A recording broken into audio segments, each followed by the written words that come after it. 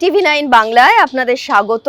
আমার সাথে পরিচালক রাজ চক্রবর্তী, আমাদের খুব পছন্দের ডিরেক্টর। প্রথমেই যেটা জানতে চাই, এই যে ছবিটা তুমি করছো, তোমার থেকেই আমি শুনলাম যে এই ছবিটার চিত্রনাট্য নিয়ে তুমি নাকি 2 বছর ধরে বিভিন্ন প্রযোজকের কাছে গেছো, ঘুরেছো এবং কেউ ছবিটা করতে চায়নি। হ্যাঁ, 2 বছর আগের বানানো এটা গল্পটা। একদম এই গল্পটা নিয়ে অনেক দিন ধরেই করব প্ল্যান ছিল। অনেকবার বসা হয়েছে, কি বলবো, প্রি-প্রোডাকশন হয়ে গেছে, তারপরে আবার বন্ধ করে দেওয়া হয়েছে। অনেকে আমাকে বলেছে ছবিটা করো না, কন্ট্রোভার্সি হবে, ছবি মানে কন্ট্রোভার্সিতে টাকা জলে যাবে, অনেকে পিছিয়ে গেছে। তা আমি বলেছিলাম না, ছবিটা করা উচিত, ছবিটা বলা উচিত।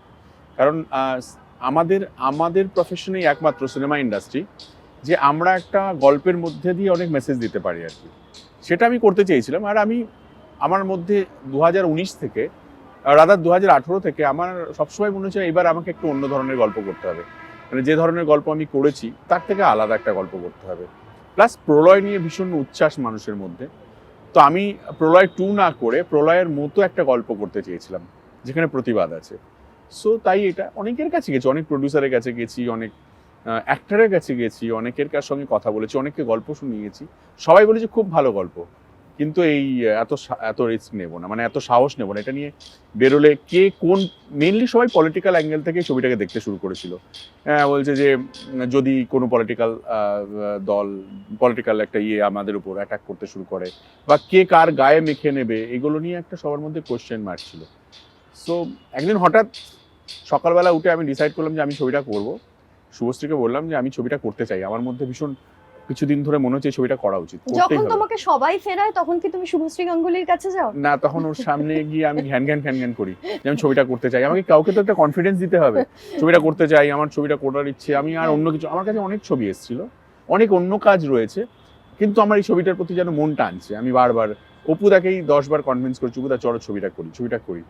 সো তখন আমি দেখলাম যে কেউ আমাকে কনফিডেন্স দিচ্ছে না। তো আমি আমার বউয়ের কাছে গিয়ে বললাম, ঘুম থেকে উঠে, ও কলার স্বপ্ন দেখলাম গো। তারপরে হয়তো খেতে বসেছি, কি গো অন্যমনস্ক হয়ে আছো, মানে হোক করার নিয়ে ভাবছি গো।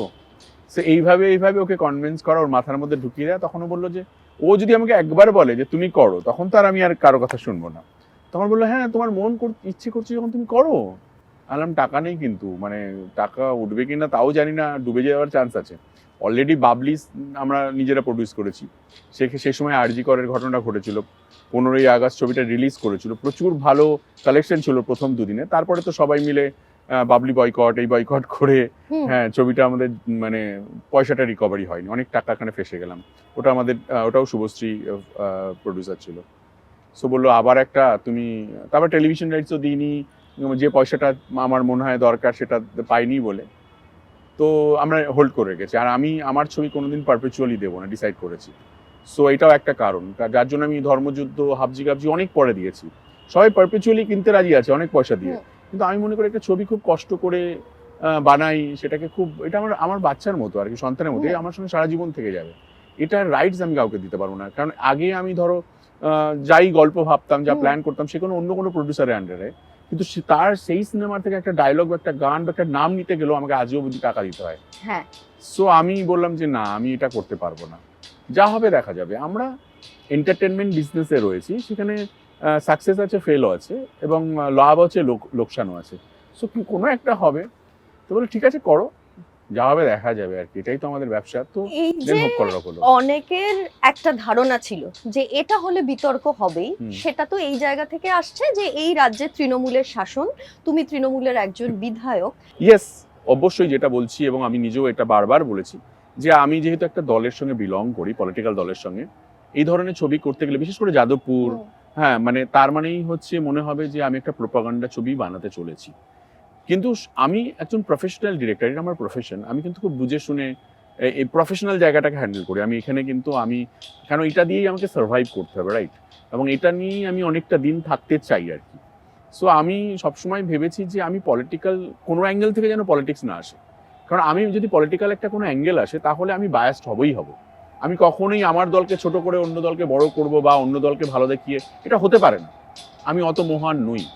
সো সেক্ষেত্রে আমি পুরো ছবিটাতে কনসেন্ট্রেট করেছি ছাত্রদের সাইকোলজির উপরে। আর এই আমি রিসার্চ করতে গিয়ে আমি দেখেছি এর মধ্যে ছাত্র সাইকোলজিই রয়েছে, আর কিছু নেই। পুরো অন্য পলিটিক্স গুলো বাইরে থেকে তৈরি হয় আর কি, তৈরি করে দেওয়া হয়, বাট এর সঙ্গে পলিটিক্সের কোনো যোগ নেই আর কি। কিন্তু আমরা যদি রাজনীতির জায়গাটাকে অ্যাড্রেস না করি তাহলে একটা হিপোক্রেসির অভিযোগ আসতে পারে যে 100% থরি মাছ না ছুঁই পানি, না, না, রাজ ছবিটাও বানালো কিন্তু হ্যাঁ। রাজ্যের পরিস্থিতি নিয়ে কিছু বললো না। 100% সেটা হওয়া উচিত, কিন্তু ছবিতে যখন দেখবে তখন তারা বুঝতে পারবে।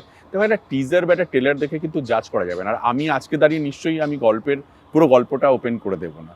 সো ছবিটা দেখার পরে যখন অডিয়েন্স দেখবে তখন বুঝতে পারবে যে কি বলতে চেয়েছি, আর কিভাবে মানে কোন পলিটিক্যাল মানে নাছুই পানি যেটা বলছো আর কি, ধরি মাছ নাছুই পানি, সেই জায়গাটা আদৌ নেই এটার মধ্যে কোনো।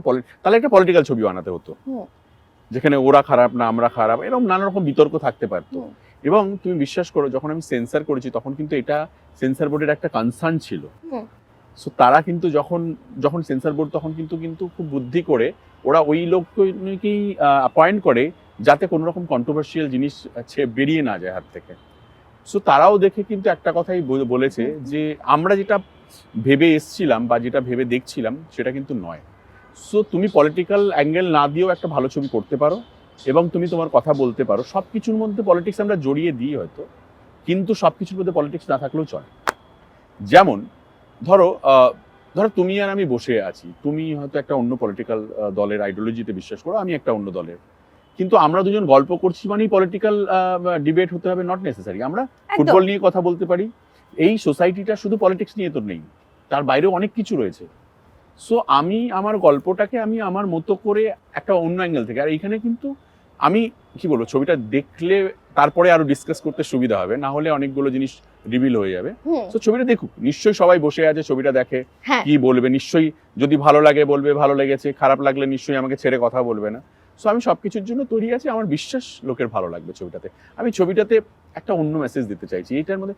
যদি আমি পলিটিক্যাল ছবি করতে চাই, আমি পলিটিক্যাল ছবি করবার জন্য তৈরি, মুখিয়ে আছে, পুরো সাবজেক্ট রেডি আছে, কিন্তু যেদিনকে আমি পলিটিক্যাল ছবি করবো সেদিনকে আমি সমস্ত রকম পলিটিক্যাল জায়গা থেকে নিজেকে সরিয়ে আনবো, তারপরে আমি পলিটিক্যাল ছবি করবো তো বটেই। যদি আমি ডিরেক্টর, তাহলে কিন্তু রাজ বলছে যে একসময় রাজনীতির থেকে নিজেকে সরিয়ে নেবে না। আমি বলছি যেদিনকে আমি পলিটিক্যাল ছবি করব, ডিসাইড করবো যে আমি এবার পলিটিক্যাল ছবি করব, সেদিনকে আমি রাজনীতি থেকে সরে এসেই পলিটিক্যাল ছবি করব, না হলে হতে পারে না পলিটিক্যাল ছবি। সো আমি অবশ্যই সেই জিনিসটা করব না যেটাতে আমার বিবেক যেখানে বাধা দেবে। এখানে অন্য লোকে কে কি বলছে না বলছে এটাতে আমি ভাবি না, কোনোদিনই ভাবি না যে ও আমাকে কে কিভাবে জাজ করছে, এটা আমার ভাবার কথা নয়, সেটা তার ব্যক্তিগত ব্যাপার। আমি ভাবছি যে আমি কি করতে চাই, আমি কি বলতে চাই। আমরা সবসময় দেখো, আমি তো গান পয়েন্টে রেখে কাউকে বলবো না আমার সিনেমা দেখে যাও, রাইট? আমি একটা ছবি বানাবো, সেখানে ট্রেলার টিজার প্রমোশন আসবে, সেটা দেখে মানুষ বিশ্বাস করে মনে করবে যে যেতে পারি, নাও যেতে পারি আর কি। সো পুরোটাই কিন্তু আনসার্টেন, রাইট?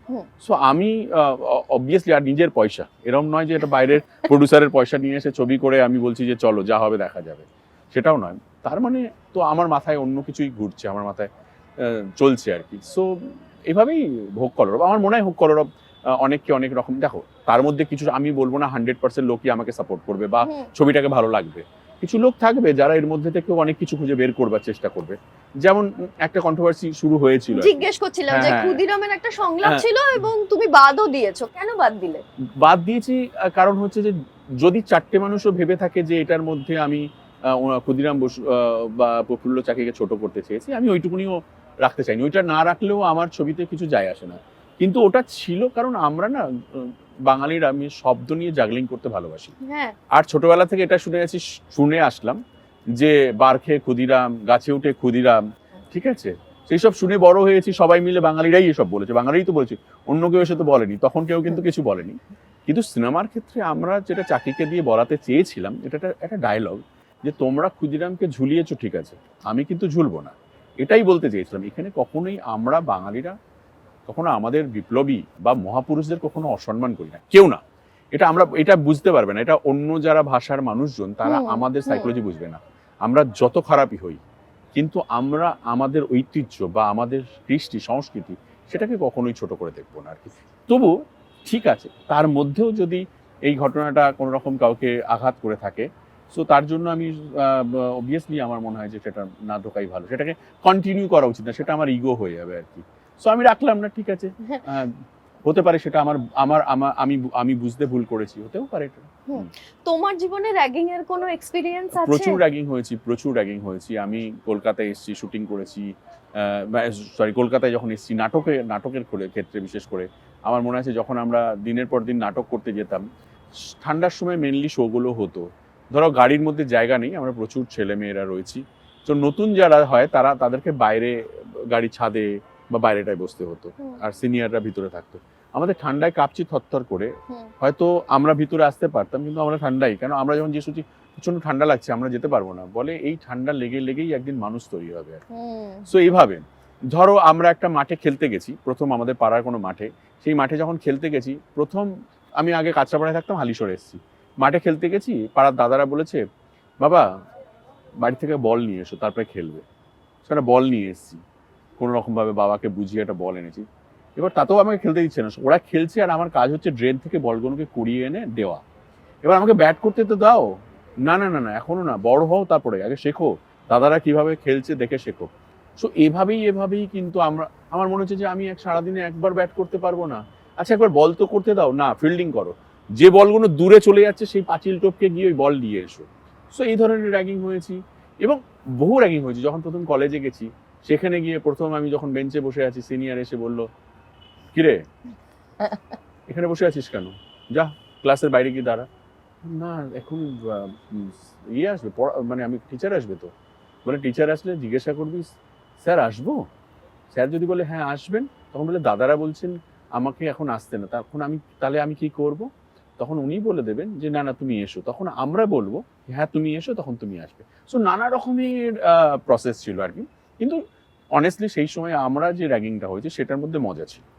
হ্যাঁ মানে আমি ওটাকে খুব সিরিয়াসলি মানে নেব না, কিন্তু যে র্যাগিংয়ে মানে লিমিটেশন নেই, যে র্যাগিংটা মানুষকে মৃত্যুর দিকে ঠেলে দিতে পারে। ধরুন আমি এখন বুঝতে পারি, আমার বাড়িতে একটা বাচ্চা আছে, দুটো বাচ্চা, ধরো আমার দুটো বাচ্চাকে আমি কোথাও একটা পড়তে পাঠালাম, সেখানে যদি আমি তো অনেক স্বপ্ন নিয়ে পাঠাচ্ছি তাকে, সেই বাচ্চা কি এমন একটা পরিস্থিতির মধ্যে পড়লো যেখানে তার সিনিয়ররা এমন র্যাগিং করলো যাতে আমার বাচ্চার কোনো ক্ষতি হলো। সো আমি এটার কথা বলছি যে আমাদের লিমিটেশন থাকা উচিত, কারণ আমরা যখন স্টুডেন্ট থাকি তখন কিন্তু আমাদের মাইন্ডে দুটো ইয়ে চলে আর কি, একটা গুড থিংস, একটা ব্যাড থিংস। এবার কারোর ক্ষেত্রে ব্যাড থিংস অনেক বেশি হয়ে যায়। আর সত্যি আমাদের টেলারে একটা জিনিস কথা বলা আছে, মানে অতিরিক্ত অধ্যাবসায়। এই যে আমি অনেক জেনে গেছি, আমি অনেক পড়ে ফেলেছি, আমি অনেক জানি আর তোমরা কেউ জানো না, এবং এবার আমি যা বলবো তোমাকে তাই শুনতে হবে, সেখানে তার মধ্যে খারাপটাও তোমাকে মেনে নিতে হবে, তখনই কিন্তু এই র্যাগিং এর মাত্রাটা ছাড়িয়ে যায়। সো আমরা এই গল্পটা বলতে চেয়েছি আর কি। আচ্ছা, এবার বিধায়ক তুমি, সেই কারণে প্রশ্ন, সামনে বিধানসভা নির্বাচনের বছর, তুমি ইলেকশনে লড়তে চাও কিনা? ইলেকশনে লড়তে চাও কিনা? দেখো আমি একটা পলিটিক্যাল দলের সঙ্গে যুক্ত আছি, আমি এখন দাঁড়িয়ে বলবো যে না আমি লড়তে চাই না, আমি দাঁড়িয়ে বলবো হ্যাঁ আমি লড়তে চাই, এটা একটা ফেক কথা হবে আর কি, ঠিক আছে? আমি তো এখনো পলিটিক্যাল অ্যাক্টিভিটিস করি, ঠিক আছে? এবার আমার যে টার্মস আছে, যেটা শেষ হবে যখন, তারপরে ডিসাইড হবে যে আমি আদৌ যোগ্য কিনা লড়ার, ঠিক আছে? আমি লড়তে চাই এটা ইম্পর্টেন্ট নয়, আমি লড়ার যোগ্য কিনা। এই প্রসঙ্গে বলি, একটা সাংঘাতিক চর্চা আমরা দেখেছি যে মুখ্যমন্ত্রী মমতা বন্দ্যোপাধ্যায়ের সাথে রাজ চক্রবর্তীর নাকি একটা মানসিক দূরত্ব তৈরি হয়েছে, হ্যাঁ বহুদিন ধরে নাকি কথা হয় না, এবং সেই কারণে ব্যারাকপুর থেকে রাজ চক্রবর্তী লড়বেন কিনা এটা নিয়েও একটা নাকি কোয়েশ্চেন মার্ক।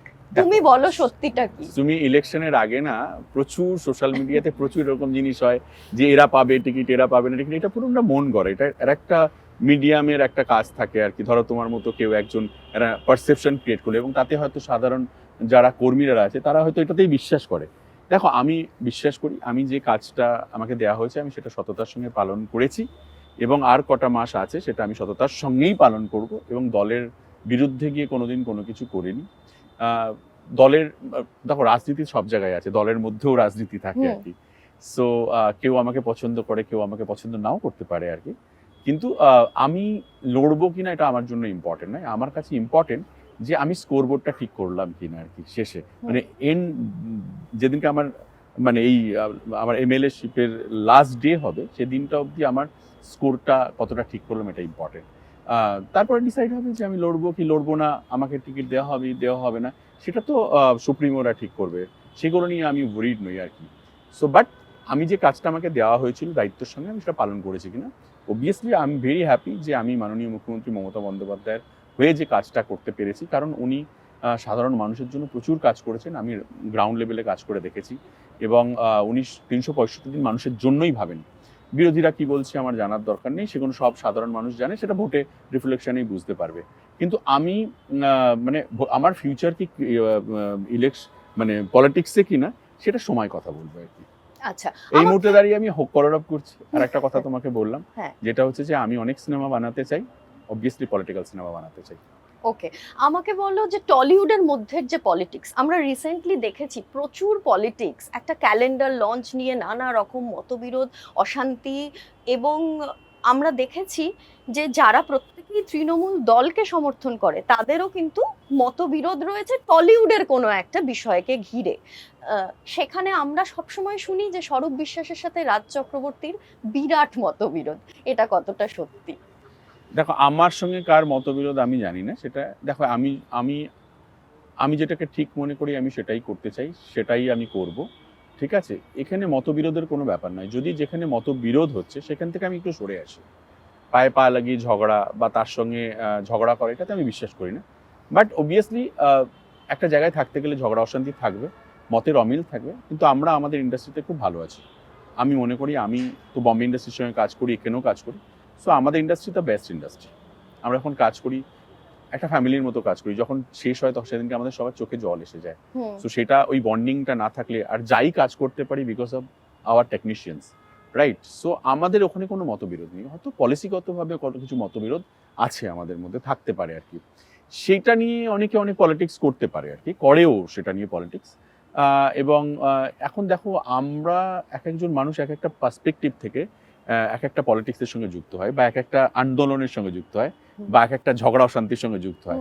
দেখবে যার কোনো কাজ নেই বা কোনো ইয়ে নেই, সে দেখবে অনেকটা দূরে থাকার চেষ্টা করে। যখন ধরো এখন ধরো সামনে 5টা রিলিজ আছে, তখন দেখবে ওই 5জন অনেক বেশি অ্যাক্টিভ হয়ে যাবে। যে 5জনের হয়তো আগামী 6 মাস 7 মাসের মধ্যে রিলিজ নেই, তারা একটু দূরে থাকবে।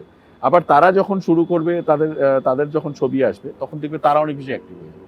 সো এটা ডিপেন্ড করে, ম্যান টু ম্যান ভ্যারি করে, যে তার আখেরে তার কতটা সমস্যা হচ্ছে, আর সে আখেরে এই মুহূর্তে কোন স্ট্যান্ডটা নেবে। না, স্ক্রিনিং কমিটির মিটিং এ তোমাকে নিয়মিত পাওয়া যাচ্ছে না আমি কেন? কোনোদিনই যাইনি স্ক্রিনিং কমিটি, কারণ আমি বছরে 5টা ছবি বানাতে পারবো না, 5টা ছবি বানাই না। আমি একটা ছবি বানিয়েছি, আবার হয়তো 1 বছর পর বা 2 বছর পর গিয়ে আর একটা ছবি বানাবো। সো তো আমি স্ক্রিনিং কমিটিতে গিয়ে তো বলতে পারবো না যে ভাই আমাকে এই বছরে 4টে ছবি লাগবে। সো আমি যখন ছবি করবো, তখন আমি সবাইকে রিকোয়েস্ট করবো আমার এই ছবিটা এই সময় আসলে ভালো হয়, যদি দেয় ভালো, না দেয় তো আমি ছবি বানাবো না। সো আমি এই স্ক্রিনিং কমিটি আমি কিন্তু সাপোর্ট করি। হ্যাঁ, মানে আমি এরকম নয় যে ওদেরকে ডিসরেসপেক্ট করছি, আমি ওদের ভাবনাকে সাপোর্ট করি। ওরা তো আমাকে 23শে জানুয়ারি ছবিটা দিয়েছে, হ্যাঁ, স্ক্রিনিং কমিটি দিয়েছে, আমি ওদেরকে রেসপেক্ট করি, ওদের ভাবনা চিন্তাকে, এবং তাতে হয়তো সুবিধা হয় ছবি রিলিজ করতে আর কি। আগে একসঙ্গে 4টে 5টা ছবি রিলিজ হতো, তাতে এক্সিকিউটিভদের প্রবলেম হতো, হয়েছে তো এই প্রবলেমগুলো। সো ভালো, বাট ঠিক আছে, কিন্তু কোনো কিছু চাপিয়ে না দেওয়াই ভালো। সবার সঙ্গে সবাই খুব কষ্ট করে পয়সা এনে তারা ছবি বানায় আর কি।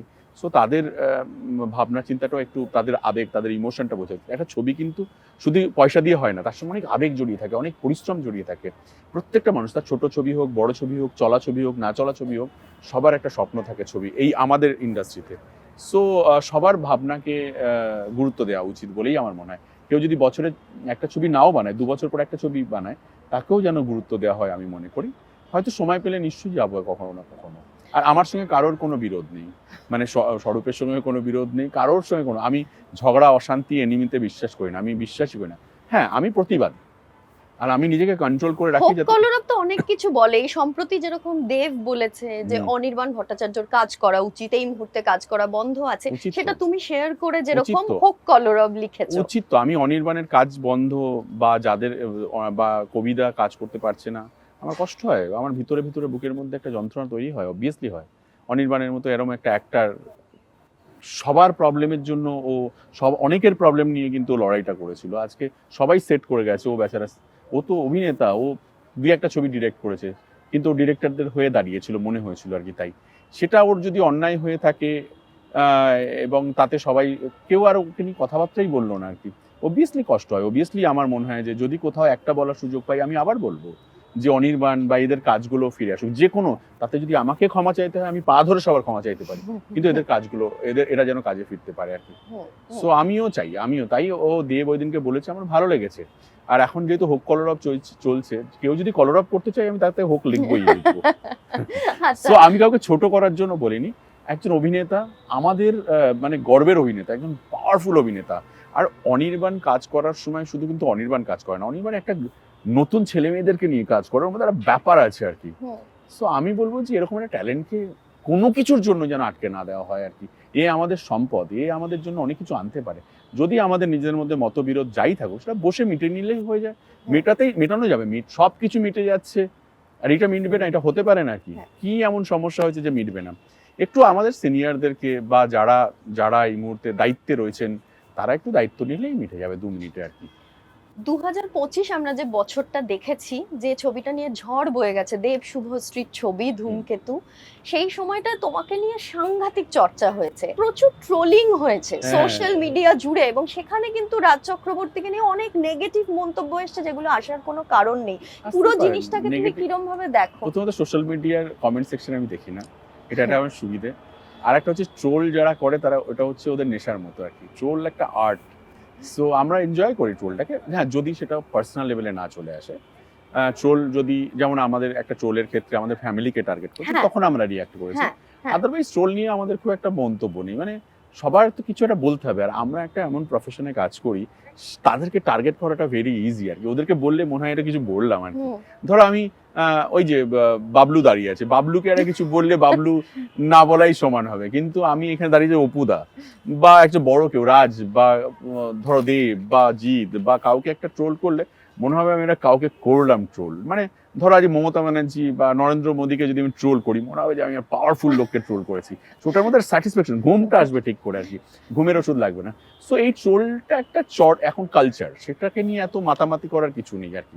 দেখো, দেব শুভশ্রীর ছবি এসছে, সেটা লোকে পছন্দ করেছে, আবার ওদের ছবি আসবে, সেটা তো ভালো জিনিস।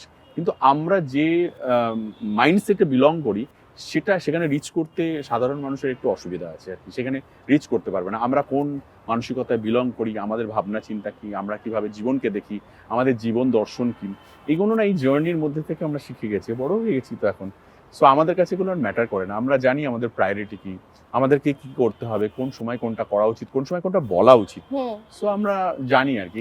অনুরাগীরা তো এরকম লেখেন এসে যে শুভশ্রী গাঙ্গুলি রাজ চক্রবর্তীর বউ, কিন্তু শুভশ্রীর দেবের সাথে বিয়ে হলে খুব ভালো হতো। আমিও চাই, আমারও মনে হয়েছিল শুভশ্রীর দেবের সঙ্গে বিয়ে হলে ভালো হতো, কিন্তু আমি শুভশ্রী আমার কপালে ছিল, কিছু করার নেই আর কি।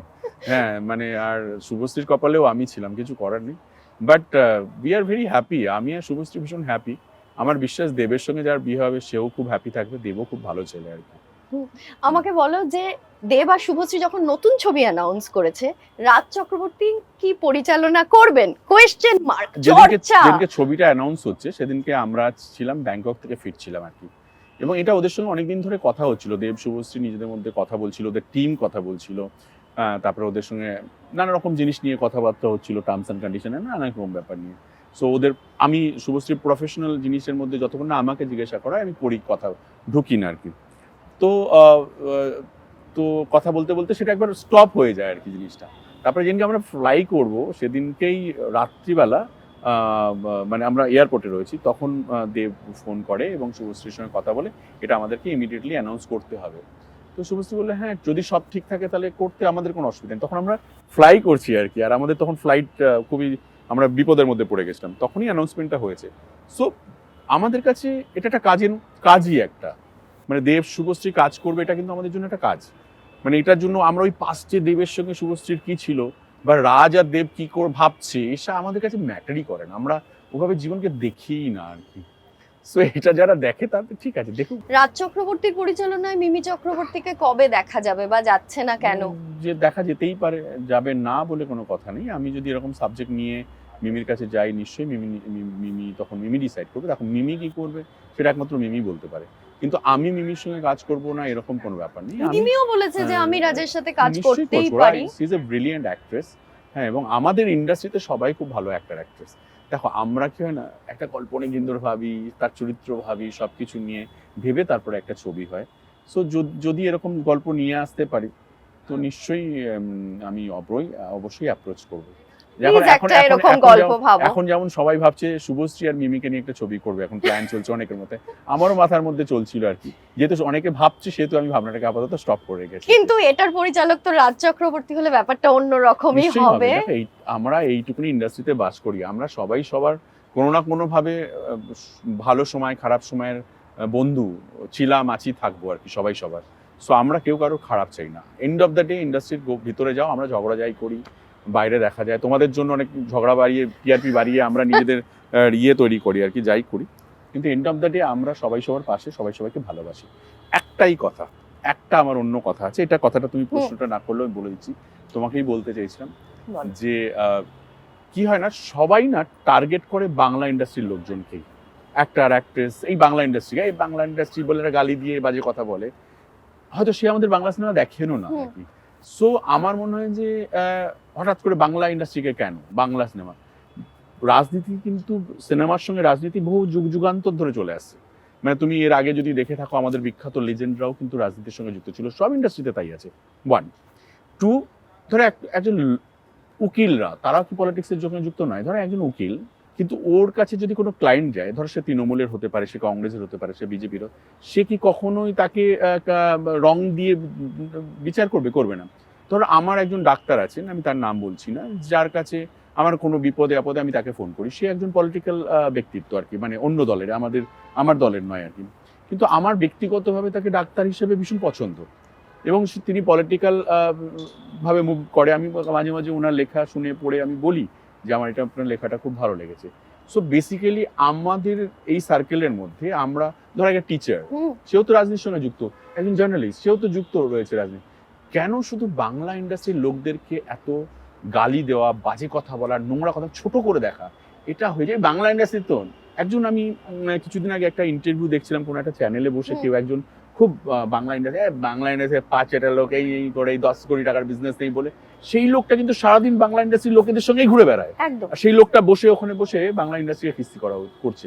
আমার মনে হয় আমাদের ইন্ডাস্ট্রির লোকেদের সবার প্রথমে এই লোকগুলোকে বের করে দেওয়া যায়, চলে যাওয়া এখান থেকে দূরে, কারণ এরাই না কি করে আরো বেশি। আমাদের গালি দিচ্ছ না দিচ্ছ তাতে আমাদের যায় আসে না, তুমি গালি দাও না দাও তাতেও আমার ব্যবসা কমবে না বা বাড়বে না। আমার সব বিজনেসই কখনো ড্রপ করে, কখনো হাই হয়, কেউ কোনোদিন বলতে পারে না।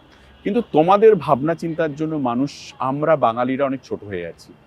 আজকে অন্য ইন্ডাস্ট্রিকে যখন আরজি করের মুভমেন্টটা চলছিল, বাবলি রিলিজ করেছিল, বিশ্বাস করো যে সবাই বলছে বাংলা টলিউড বন্ধ করো, বাবলিকে ব্যান করো, তারা আরজি করে গিয়ে হয়তো আন্দোলন করছে, তারা এসে রাত্রিবেলা দেখছি আমরা, এরকম একটা দিন গেছে যেদিনকে আমরা সব, আমাদের একটা স্পেশাল স্ক্রিনিং ছিল, সব ক্যান্সেল করছি, কিন্তু আমরা সবাইকে বলে উঠতে পারিনি, তো আমরা সাউথ সিটিতে দাঁড়িয়ে আছি, এবং যাতে কেউ আসলে আমরা বলবো যে আজকে আমরা ক্যান্সেল করেছি, সরি, বিকজ অফ আরজি কর।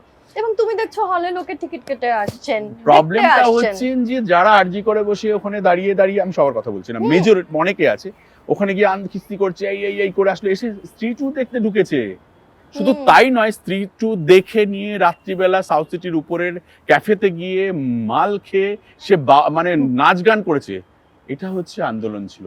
সো আমি এই বাঙালিদেরকে রিকোয়েস্ট করব, ঠিক আছে নিজেকে বাঙালিও বলার দরকার নেই, বাংলা সিনেমা বা বাংলা কোনো কিছুকে নেই বাজে কথার বলার দরকার নেই, আপনি বলতে চাইলে বলতে পারেন, আপনার ব্যাপার, কিন্তু তাতে আমাদের কিছু যায় আসে না। সব প্রফেশনেই, সারা জীবন রাজনীতির সঙ্গে সিনেমা জড়িয়ে ছিল আর কি। সো যদি আমরা নিজেদেরকে বাঙালি, এই বাংলা কথাটা বলবেন না, বাদ বাকি যা খুশি বলুন, বাংলা সিনেমা, বাঙালি, বাংলার এই আর্টিস্ট, আপনি বাংলা শব্দটা বলবেন না। ও বলতে পারেন এই আর্টিস্ট, ধরো 4টে লোককে আপনার পছন্দ নয় আর কি, ধরুন রাজ হতে পারে, XYZ হতে পারে, আপনার তাকে পছন্দ না, তাকে গালাগালি দিন, কিন্তু প্রত্যেকটা বাংলা ইন্ডাস্ট্রির আর্টিস্টরা এদেরকে অসম্মান করবে না। এখানে সব ধর্মের, সব রঙের আর্টিস্টরা কিন্তু আছে, সেখানে যেমন তৃণমূলের আর্টিস্ট আছে, তৃণমূলের আইডিওলজিতে বিশ্বাস করে, যেমন CPM আইডিওলজিতে বিশ্বাস করে আর্টিস্ট আছে, BJP আইডিওলজিতে বিশ্বাস করে আর্টিস্টরা রয়েছে। আপনি বিশ্বাস করুন, যখন আমরা কাজ করি তখন আমাদের মাথায় এগুলো থাকে না আর কি। আর একটা হচ্ছে যে এই ইন্ডাস্ট্রিতে প্রচুর মানুষের রুটি রুজি জড়িয়ে থাকে, আপনি বাংলা ইন্ডাস্ট্রিকে গালাগালি দেওয়া, আমি জানি না কে প্রথম বলেছিল যে কি বাংলা সিনেমার পাশে দাঁড়ান, একদম দাঁড়াবেন না বাংলা সিনেমার পাশে। আমি বলছি কেউ একজন হয়তো ভুল করে বলেছে বা তার ইচ্ছে হয়েছে বলেছেন, তো সিনেমা এমন একটা প্রফেশন, সেখানে দাঁড়িয়ে যদি আপনার সিনেমা দেখতে ইচ্ছে না করে আপনি কোনোদিন সেই সিনেমা হলে গিয়ে টাকা খরচা করে সেই সিনেমা দেখবেন না, যতই আমি বলে থাকি না কেন, এত মহান আমরা নই আর কি। হ্যাঁ, সাউথে যেমন এটা হয়ে থাকে যে তাদের কোনো একটা ছবি, ওদের কোনো স্টারের ছবি ফ্লপ করছে, দেখতে ভালো হয়নি, ওদের ফ্যানেরা 10 বার 15 বার 20 বার করে টিকিট কেটে ওই স্টারকে সিনেমা দেখে, যাতে স্টার দামটা না পড়ে। সো হয়তো আমরা এই জায়গায় পৌঁছাতে পারবো না, কিন্তু আমি বলছি যে পৌঁছাতেও হবে না, কিন্তু আপনি বাংলা ইন্ডাস্ট্রি, বাংলা শব্দ দিয়ে কোনো কিছুকে গালাগালি করবেন না প্লিজ, এটা আমার রিকোয়েস্ট। মানে যদি সম্ভব হয়, আমি কেউ নয় আপনাদের জন্য, তবুও বলবো যে আপনি আমাকে গালাগালি করুন, আপনার অপছন্দের মানুষটাকে গালাগালি করুন, কিন্তু পুরো ইন্ডাস্ট্রিটাকে গালাগালি করুন। এখানে প্রচুর পরিশ্রম করে, কোনো থিয়েটার করে, প্রচুর ছেলে মেয়ে বাইরে বাইরে থেকে এসে বছরের পর বছর স্ট্রাগল করে তবেই হয়তো একটা কাজ করছে, সেও ইন্ডাস্ট্রিরই ছেলে। আজকে হোক কলরবে এত বড় নতুন ছেলে মেয়ে কাজ করছে, এরা সবাই অডিশন দিয়েছে, দিয়ে ওয়ার্কশপ করেছে মাসের পর মাস করে, আজকে এই ছবিটা করেছে। তার জন্য একটা ড্রিম, হয়তো একটা ডায়লগ কেটে দিয়েছে, তার জন্য সারাদিন কেঁদেছে, বিশ্বাস করো ভাস্বতী, হ্যাঁ, সেই বাংলা ইন্ডাস্ট্রিরই আর্টিস্ট। সো প্লিজ বাংলা ইন্ডাস্ট্রির, বাংলা এই শব্দ দিয়ে কোনোদিন গালাগালি করবেন না। বিশেষ করে ওই লোকটাকে বলছি, আমি লোকটাকে চিনি, দেখা হলে নিশ্চয়ই আমি বলবো এই লোকটাকে অবশ্যই দেখবো, আপনি যেখানে দেখবো আমি আপনার সঙ্গে ঝগড়া অবশ্যই করব, যে এরা 10 কোটি টাকা আনতে পারে না, এরা পাঁচাটা এই সব বলে আপনি এই বাংলা ইন্ডাস্ট্রি শেষ করে দেওয়া উচিত, এইসব কথা বলেছেন আপনি। আপনার সঙ্গে আমার যেখানে দেখা হবে, প্রমিস আমি সবার সামনে আপনাকে ধরবো, এই কথাটা বললাম আর কি।